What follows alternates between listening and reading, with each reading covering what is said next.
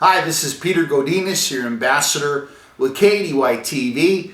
Good morning, Oxnard. We're here at Oompa Bank, and we have the wonderful, very brilliant, smart, wise, and fill in the words, George Miller. And he's got some good news. Instead of talking, more of you, less of me. Good morning again. Good Right. morning. This is take 27. The Good Morning Oxnard show. Right. Well, first, some good news for a change. We have several different Christmas events upcoming, and this time I have the location right. The farmers market is every week at Plaza Park from 9 to 2, but there'll be a lot more Christmas stuff there this year. So that's a good place to start your Christmas holiday.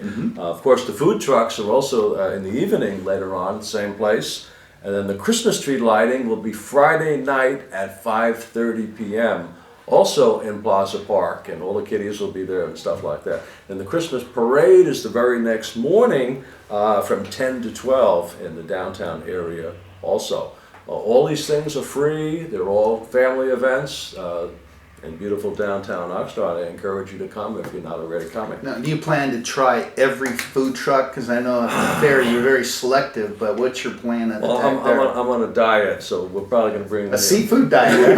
seafood diet. We won't do that one. My Keep on wife going. put me on a diet. Right. It's always the wife. Speaking of diets, we also have the Oxnard Tamale Festival. Okay, Saturday now as well, 9 to low 6:30. calorie tamales. Same place. So Plaza Park's definitely going to be well utilized this coming week. It's kind of like the nexus of all the town Christmas events. So the Oxnard Tamale Festival is an annual event, by the way, and it's always around Christmas time. Now, also in the season is now the now famous Santa to the Sea Marathon, right? Which has become very, very popular. It's a very fundraiser. It starts up at, I believe, at the Santa Claus there on 101. Yes. It literally goes down to the sea. And, Santa to the sea. Santa to the sea, right? That makes sense. And I haven't run marathons in years. I used to do that, but I understand there's some shorter distances you can run already if you're not up to 26 miles. Well, here you can walk or hitchhike. There's a Santa walk too, right? So that's on December 14th, starts at 8 a.m. and it actually goes through downtown too. All roads lead through downtown. You know, I've heard that. Right. Now, another really famous event, I've only lived in Oxnard for 7 years, but for over 20 years I've been coming to Christmas Tree Lane. Right? Christmas Tree Lane. Christmas Tree Lane is held every year Yes. on F and G streets off That's of right. Fifth, and it goes back blocks and blocks. That's a historic district of Oxnard. It has some beautiful homes, but it has probably the highest participation of probably anywhere in the Western world for citizens doing their own Christmas displays. Some of them are really, really impressive. How long ago did that start? Do you have any I information? don't know the year that he started. We have our historian here. Somewhere around 94. 94. Not that So long it's ago. not ancient, but it's long enough to become a tradition. 1994, not 1894. Yeah, right. I had a tradition in my own neighborhood where I used to live in Agora before, and one of the neighbors across the street had a light display with over 500,000 lights in his property. 500,000. 500,000 lights, and there's probably a lot more than that on F and G streets. Go there just to see the houses, the historic houses. Yeah.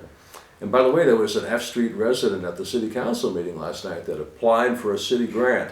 Seems there's something called the Mills Act, where you can get a property tax reduction if you have a historic site and you agree contractually to make certain improvements to the property. And if you go down F Street, you'll see some really beautiful historic restored houses there. It has improved for years. It's worth it just to go look at the houses, but the Christmas lights, I promise you, are spectacular. But I warn you in advance about the traffic. Do not park on F or G Street. Oh, no. Park somewhere nearby and walk there. You'll appreciate it. It's a good way to get in, let's say, to the spirit. And, It really is. It really yeah. is. And that's going to be from December 14th to the 26th. Now be careful, there's a brochure out in error that says it starts on the 7th. Last night at the city council meeting, it was announced that is wrong. It doesn't start till the 14th, runs till the day after Christmas, and it's supposed to be every night from 6 to 10 p.m.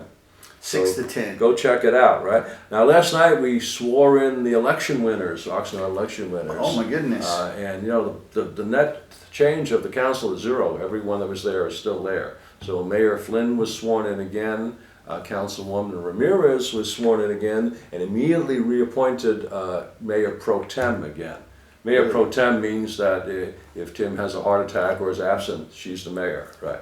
And he said that he could think of no one that he would better represent Oxnard in his absence. He said, I agree. Quite a high compliment that he gave. And of course, Bert Perella, who we've talked about many times on this very show, was elected, is very grateful for the 10-vote majority, and Steve Huber was very gracious in his concession. The bottom line, he just didn't want to go through the pain of a recount. He didn't think the odds were that good. And that was very gracious of him too. Yeah. So, but then he immediately got up and made a speech as a citizen, making certain improvement suggestions, which were very well accepted by the council. Now, interestingly, Aaron Starr, who also ran unsuccessfully, is in the middle right now of doing an alternative plan for streamlining the city permitting system. interesting. And I'll be doing a segment on the show probably next week or the week after on that, because he's given me some information. He's gotten several different prominent citizens with business experience to help him with this project. Now, last week we announced that a report was put out on the progress of the so-called one-stop shopping permit streamlining, and I found out that actually wasn't covered at the meeting. Mayor Tim Flynn said the reason he didn't cover it, he didn't feel that enough progress was made to justify the people's time at this point. He said he likes what he's seen so far, but it's not as far along as he'd like it to be at this point. So we have a big job there to do that, to finish it. There was also quite a bit of citizen commentary on the excess leave scandal I discussed last week, which for the people that didn't see last week's edition, it involves a lot of employees who have not taken vacation or leave time and have it accrued, which is refundable, to the point where it's about $2.5 million right now. And the actual number could actually be a lot bigger. A lot of very indignant citizens got up about that and just wondered how the entire city management allowed this to transpire when it's directly against the law and directly against regulations. Interesting. But citizen indignation about this has kind of mounted up in the last couple of weeks. Another thing that was really interesting last night, I was surprised this was even on the city council agenda, but there was a woman there whose name I wouldn't even mention that took out a loan from the city, a business loan. I was not aware the city was in the business of giving business loans. Neither. I guess this was in the 1990s, and it was for $12,000. She was there asking the city to write off the loan last night. Wow. This brought out interesting discussion. The first question people asked was, why do we make this loan? Well, no one knows. It's the previous council. Are there any other loans? Yes. Are there a lot? Yes. Whoa. How many? We don't know.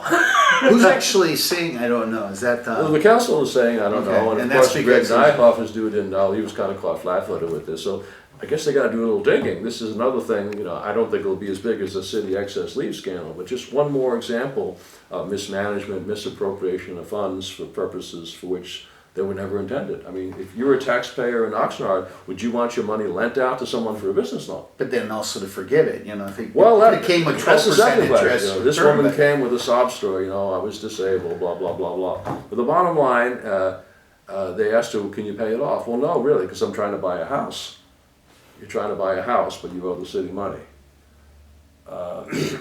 So this is what we're up against. So I So need no comment. basically what the city agreed to do in principle is to forgive the interest and penalties, but still hold it to the amount of the loan. That makes And sense. they asked the city manager to do more research to find out just how we got into this position in the first place. Mm-hmm. It's kind of unpeeling the layers of an onion. I think they're going to find more when they look in there. Interesting. And Yeah. I'm sure you're going to report on that. I as you will find out. report on that for sure. Stay tuned. For Yeah, the it was result actually a of fairly that. dull meeting last night, except for this. But I'm kind of bringing out some interesting things that might not otherwise come out in a more eventful city council meeting. But that's what happened. Now, probably some good news. It looks like the city is getting nearly $1 million for improvement of 4 different parks. I can't remember the name of the act, but there's an act which says that if there are areas of low-income, disadvantaged people, they can actually get money from the state to improve parks. This is in the infinite wisdom of the legislature. They said they will appropriate that money. So the city applied for the grant. Looks like they're getting the grant, and it would be used to improve 4 different parks, Colonia, Beck, Wilson, and Campus Parks. They spent an amazingly long time arguing about how the money would be used, and finally they agreed just to vote yes, because they were told they could amend the uses later on. So $965,700 is coming to the city for improvement of those 4 parks. money that we would not otherwise have. Was that a unanimous vote? 5 voted? Oh yeah, everything last night was unanimous. Okay. Every single Okay. thing that was done. Also, Councilman Perello, who's kind of built the brand for Reformer, asked people to report incidents of waste, fraud, or abuse that they see in the city.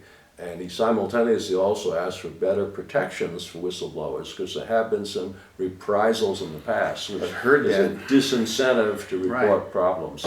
He's done a really good job protecting people, but he's asked Greg Neithoff, the city manager, to put some formal things in place to protect whistleblowers.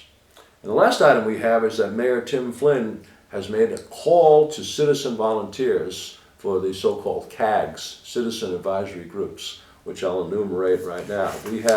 We need volunteers for the library, oversight of Measure O, which is a supplemental sales tax thing which raises about $10 million a year, Parks and Recreation, Planning Department, which is probably the most difficult and time-consuming involved because it involves development decisions and things like that.